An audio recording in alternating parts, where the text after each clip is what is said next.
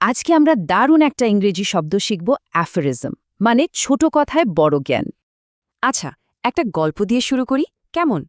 এই যে মিনা, ওর স্কুলে একটা স্পিচ দিতে হবে। ওর স্পিচটা বেশ ভালো, কিন্তু শেষটা ঠিক জমছে না।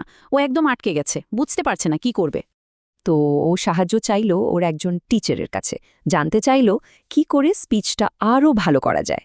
ও টিচার ওকে শুধু একটা লাইন বললেন, অ্যাকশনস স্পিক লাউডার দেন ওয়ার্ডস।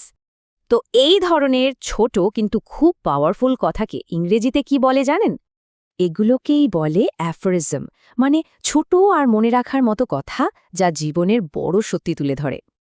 অ্যাফোরিজম কেন এত পাওয়ারফুল? কারণ এটা ছোট, সহজে মনে থাকে আর জীবনের একটা সত্যি কথা বলে। আর হ্যাঁ, অ্যাফোরিজম কিন্তু শুধু গল্পের জন্য না, এটা বাস্তব জীবনেও অনেক কাজে লাগে। যেমন নেতারা টিমকে উৎসাহ দিতে এটা ব্যবহার করেন, আবার লেখকরাও পাঠকদের গভীরভাবে ভাবতে সাহায্য করেন। এই বাক্যটার মানে হল সিইওর স্পিচটা কর্মীদের খুব মোটিভেট করেছে, কারণ এতে অনেক অ্যাফোরিজম ছিল। আবার দেখুন, এই বাক্যটার মানে হল দার্শনিকের বইটা পাঠকদের জীবন নিয়ে নতুন করে ভাবতে শিখিয়েছে। আচ্ছা, চলুন আবার মিনার গল্পে ফেরা যাক। ও এখন টিচারের দেওয়া সিক্রেট ওয়েপেনটা বুঝে গেছে। ও ঠিক করল নিজের স্পিচের শেষেও এমন একটা পাওয়ারফুল অ্যাফোরিজম ব্যবহার করবে। আর মিনা বেছে নিল এই লাইনটা, the pen is mightier than the sword.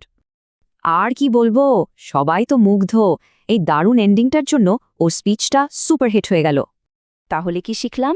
Aphorism মানে ছোট কিন্তু জ্ঞানী কথা, যা জীবনের সত্যি প্রকাশ করে।